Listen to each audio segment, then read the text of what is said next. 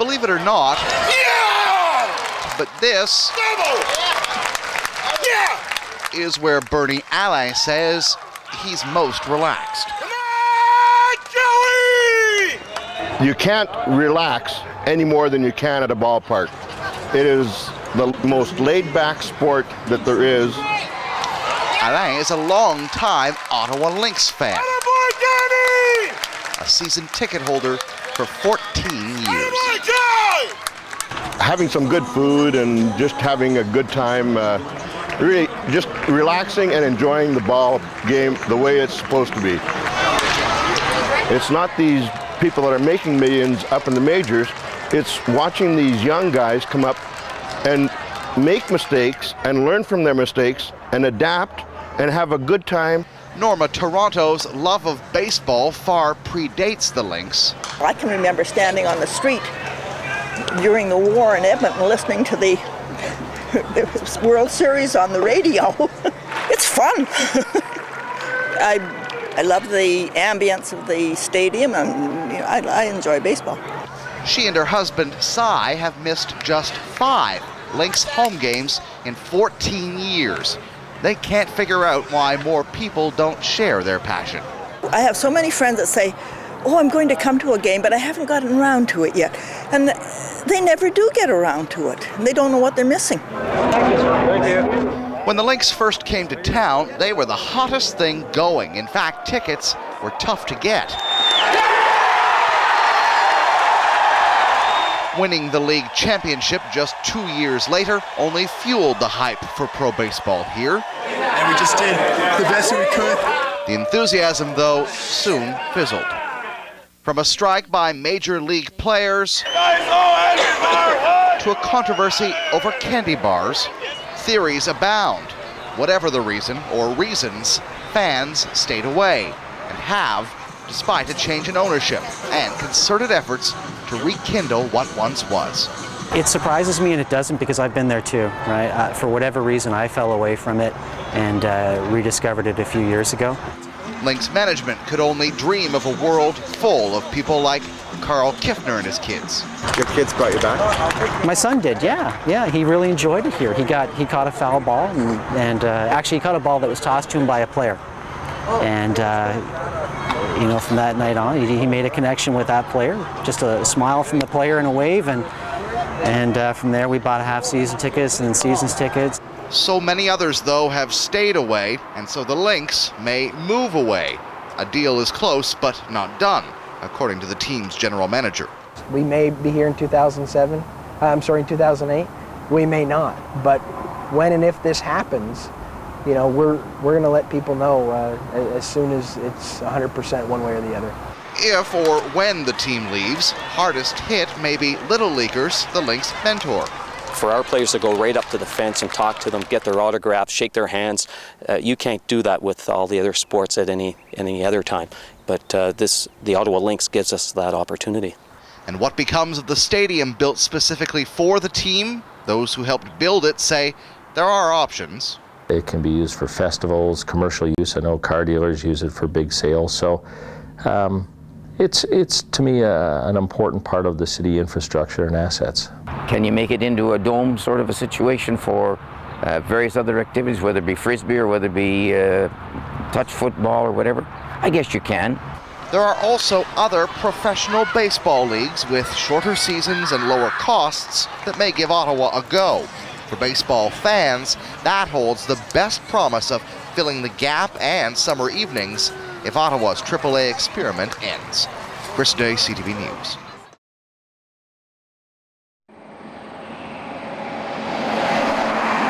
A radar gun borrowed from the local AAA baseball club, and we find that the numbers add up quickly. These buses are traveling well above the posted speed limit for this zone. Much of Ottawa's Transitway is for vehicles only, but here, just south of the University of Ottawa, we're sharing the sidewalk space and the Transitway itself. And that means for pedestrians, there's really only a couple of arm lengths between myself and the roadway. Really not much room for error when you consider the driver might get distracted somehow or even slip on a patch of ice one day. They always seem to be going pretty fast. My roommate is actually terrified of walking by here. He won't walk by here? He has to because he has no choice, but he's pretty afraid to. Sometimes I think I'm gonna fly right into the bus. It's dangerous. Do you think they should be slowing down a bit? Yeah, it would help.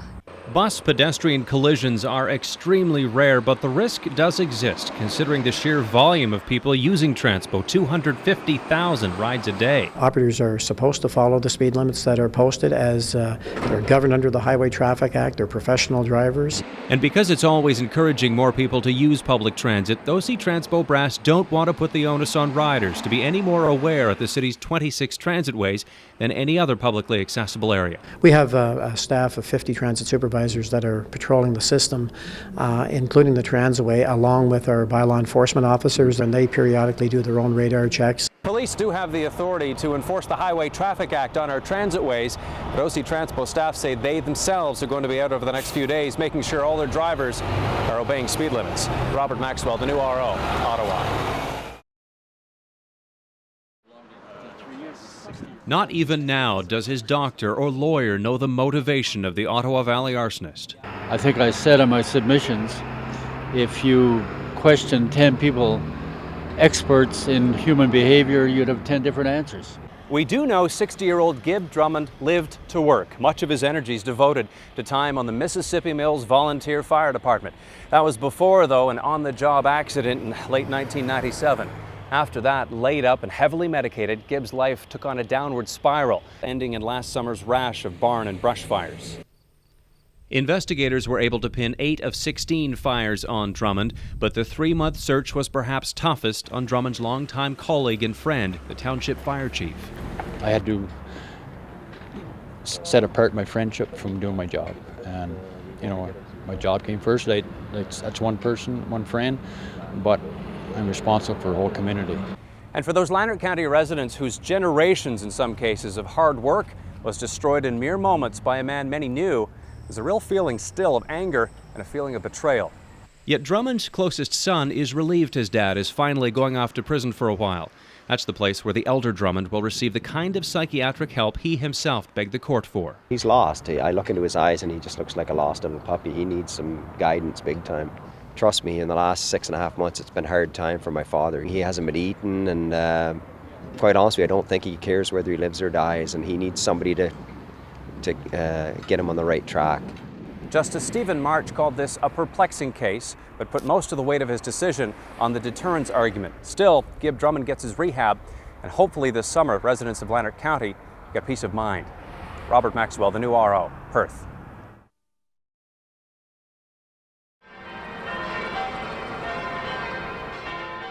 A call to noontime mass, and a cry for help from a survivor of sex abuse at the hands of clergy. And this is about kids, folks. This is about ensuring our children are safe to be around the people that we entrust as ministers in our parishes. The last 4 years of David Gagnon's teenage years were a nightmare. He was abused at the hands of a parish priest while living in the state of Maine.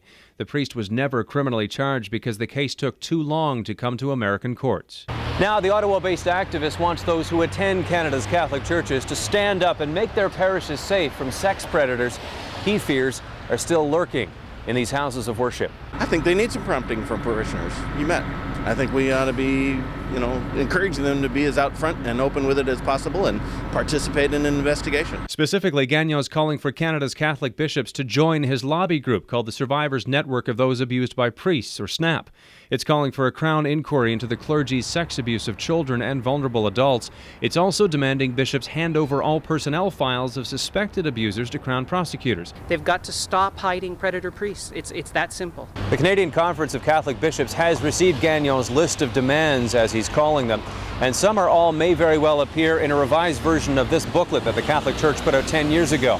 From Pain to Hope was initially drafted after a rash of sex abuse tragedies came to light in the 1980s. I don't think that there is any Canadian bishop at this point who would knowingly take a priest who has abused and put him into ministry.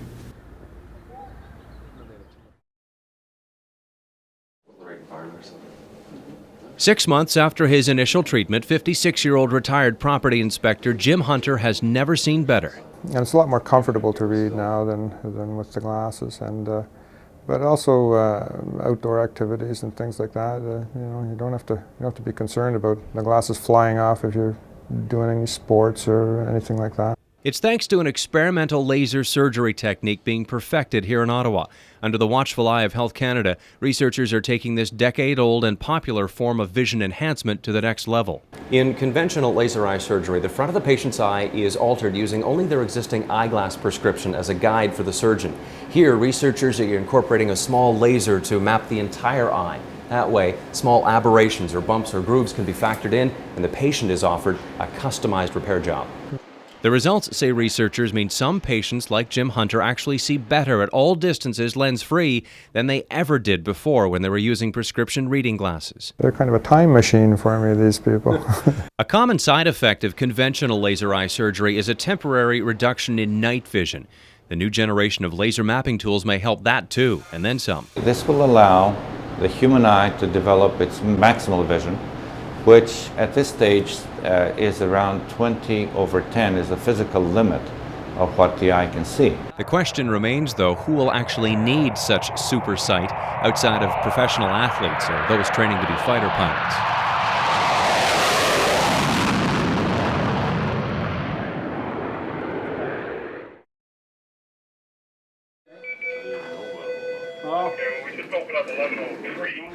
All's quiet now at Hydro Ottawa's main control centre, but the cold months are ahead, and so is Ontario's first winter under an open electricity market. Since the Ontario government has opened the market is when the demand for electricity is high.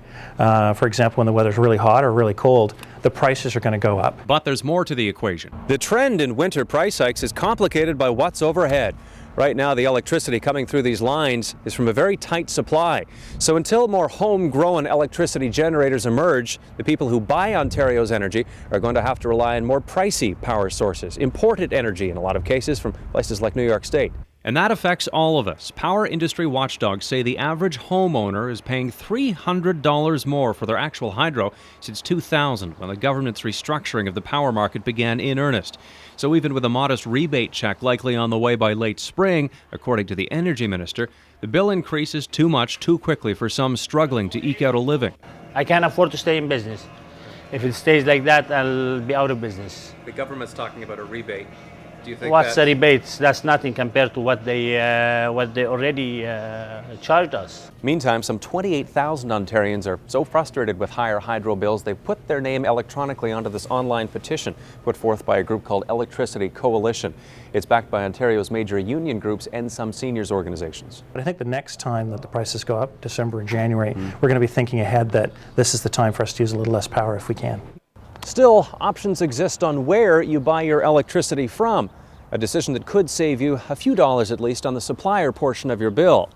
But that, of course, is dependent on what price you lock in, for how long, and where the market is. A list of energy retailers is on the web at the Ontario Energy Board's website. Robert Maxwell, The New RO, Ottawa.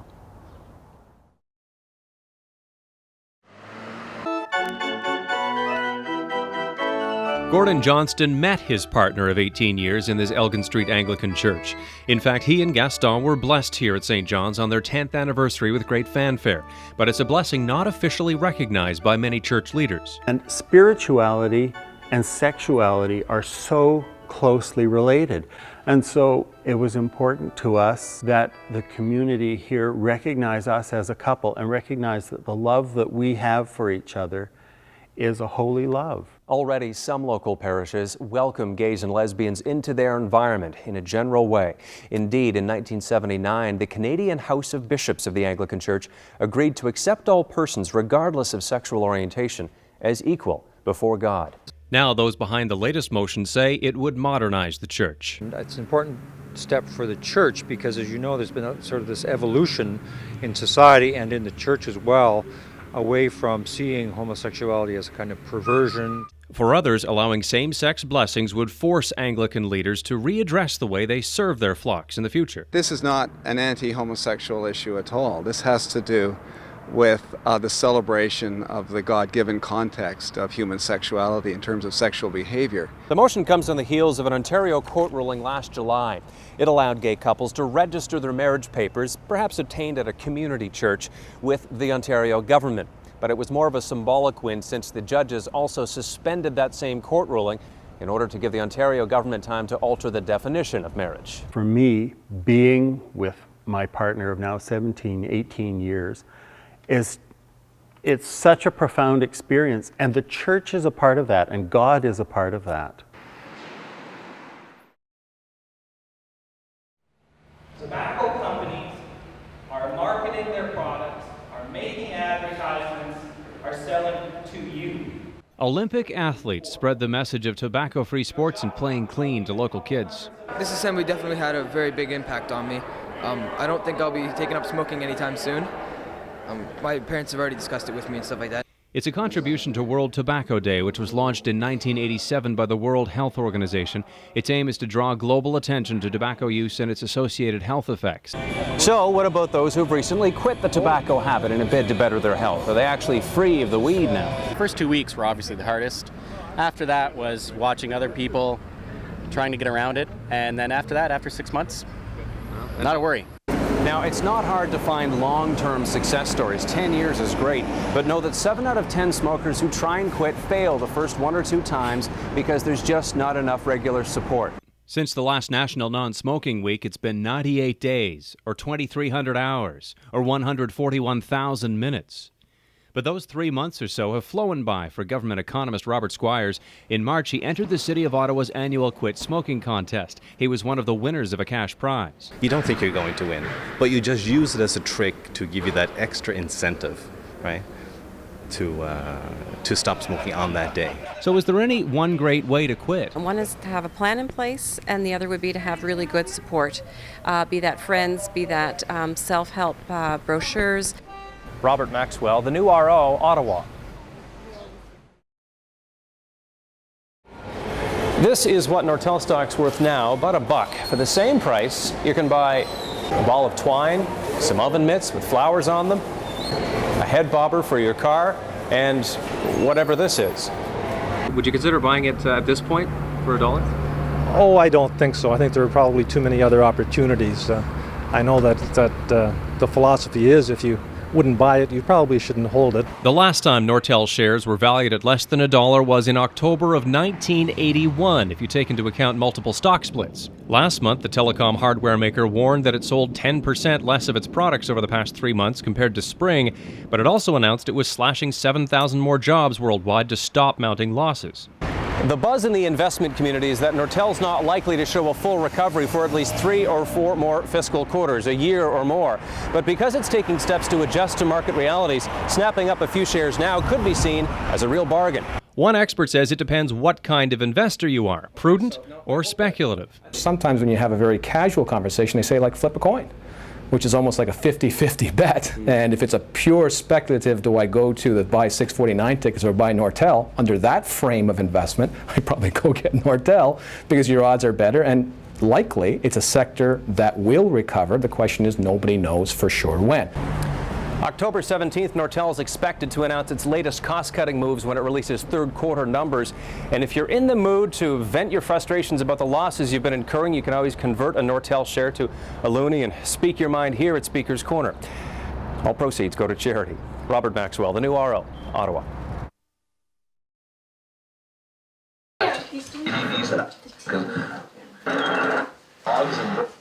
You could call it society in a box, the magic screen which contains every kind of entertainment, information, educational programming, and depending on the age of your child, only some of it's appropriate for their level of cognitive development.